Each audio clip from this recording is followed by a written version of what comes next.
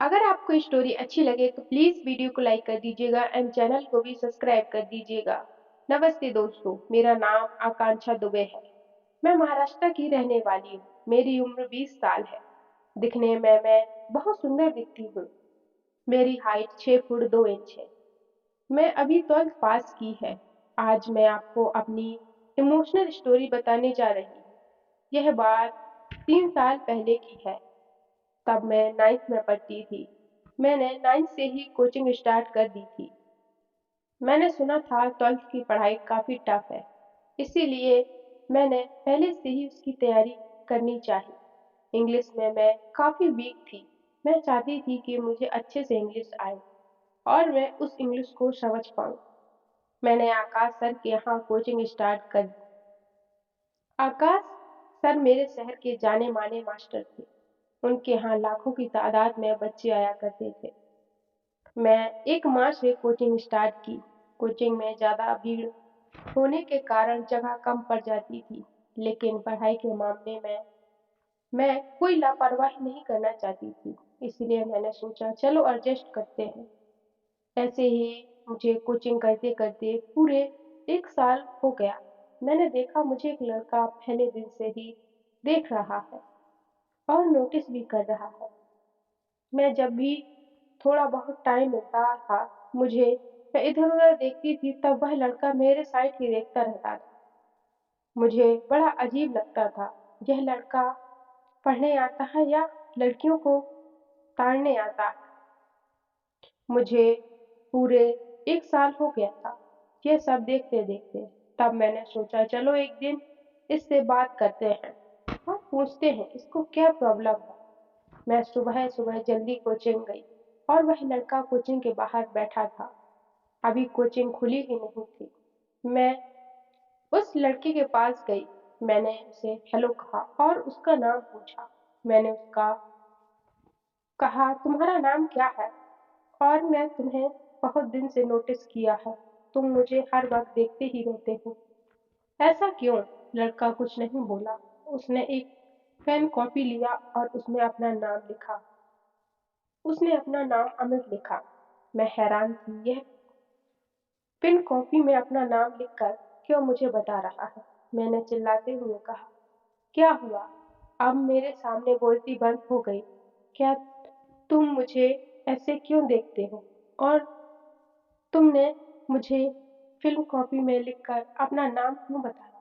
क्या तुम गूंगे हो, बहरे हो या मेरे सामने नाटक कर रहे हो? लड़के ने के हाथ हिलाते हुए दोहरा किया कि बे मैं बोल नहीं सकता। पहले तो मुझे यकीन नहीं हुआ, फिर कुछ याद आया मैंने इसे कभी बोलते हुए भी नहीं देखा है। 1 मिनट तक मुझे देखती रही, फिर मैंने उसे सॉरी बोला। मैंने कहा सॉरी मुझे नहीं पता था कि तुम नहीं बोल सकते हो। इतना कहकर मैं वहाँ से कोचिंग के अंदर आ गई। मेरे दिमाग में अमित घूम रहा था। मुझे अपने आप पर गुस्सा भी आ रहा था कि मुझे उसे पर ऐसा चिल्लाना नहीं चाहिए। लेकिन मुझे यह भी नहीं पता था कि वह बोल नहीं सकता है। उसी दिन से मुझे अमित के ख्याल आने लगे।